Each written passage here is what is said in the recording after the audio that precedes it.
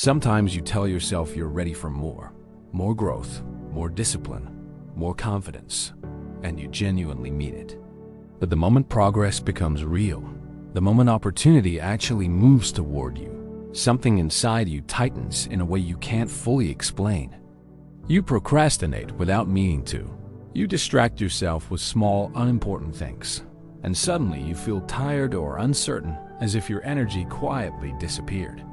Later, you look back and call it self-sabotage. But what if it isn't sabotage at all?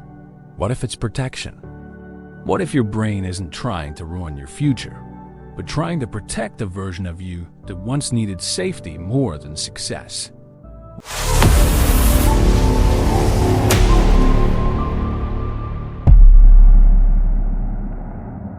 Welcome back to Inside Your Mind. In today's episode, we explore why your brain fights your success and the hidden comfort zone trap shaping your behavior. Your brain has one primary job, and it is not happiness, not achievement, not status. It is safety. And safety is not measured by how big your potential is. It is measured by how familiar your current reality feels. If struggle is familiar, your brain labels it safe. If doubt is familiar, your brain calls it predictable. If playing small once protected you from rejection or criticism, your brain quietly defends that pattern, even when you consciously want more. Success, on the other hand, introduces new visibility, new expectations, new pressure, and new responsibility. From a survival perspective, unfamiliar equals risk, and risk activates caution long before logic steps in. So when you begin improving and stepping outside old habits, your nervous system reads it as potential danger. Your heart rate shifts slightly, your thoughts become noisy, and you start overthinking simple tasks that once felt easy. This is the dark side of the comfort zone, because comfort is not about pleasure, it is about predictability. Even if your current situation frustrates you, your brain has mapped it, studied it, and learned how to survive within it.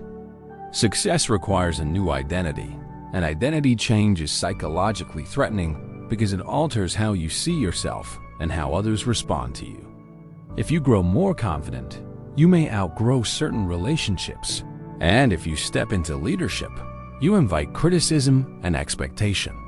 Your brain anticipates these social and emotional risks, and to avoid possible rejection or instability, it subtly slows you down.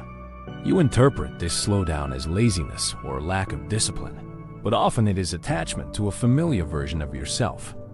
There is another layer beneath this resistance, and it has to do with energy. Growth consumes energy, learning demands cognitive strain, and responsibility requires sustained focus over long periods of time. Your brain is wired to conserve resources, so when you aim higher, it negotiates for comfort.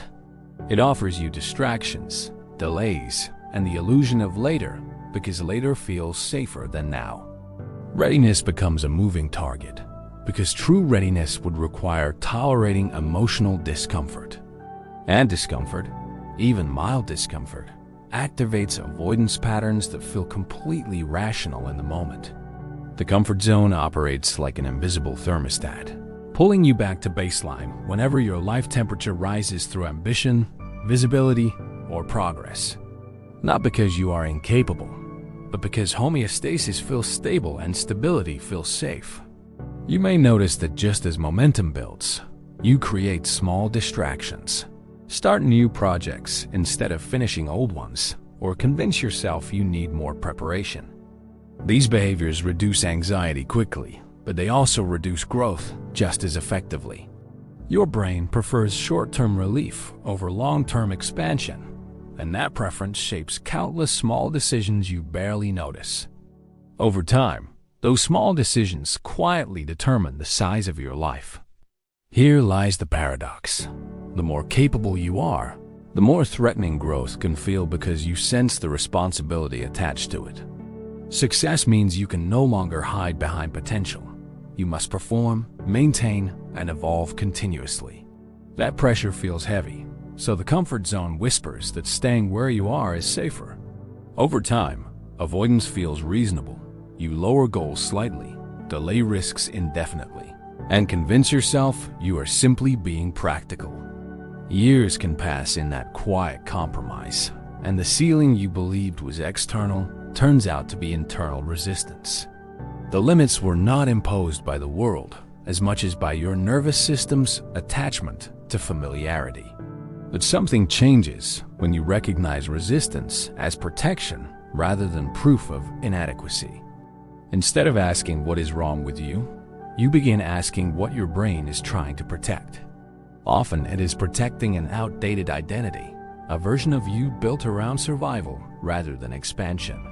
That version once kept you safe, but it may no longer be aligned with who you are becoming. Growth then becomes less about forcing yourself forward and more about retraining your definition of safety. You teach your nervous system that unfamiliar does not equal unsafe, and that visibility or responsibility does not automatically lead to rejection or collapse. This retraining happens through repetition, through small exposures to discomfort, through sustained action despite mild anxiety. Slowly your baseline shifts, and what once felt terrifying becomes ordinary. Your brain may still resist at times, but now you understand the mechanism behind it. Not because you lack potential, not because success is not meant for you, but because your biology values survival over transformation.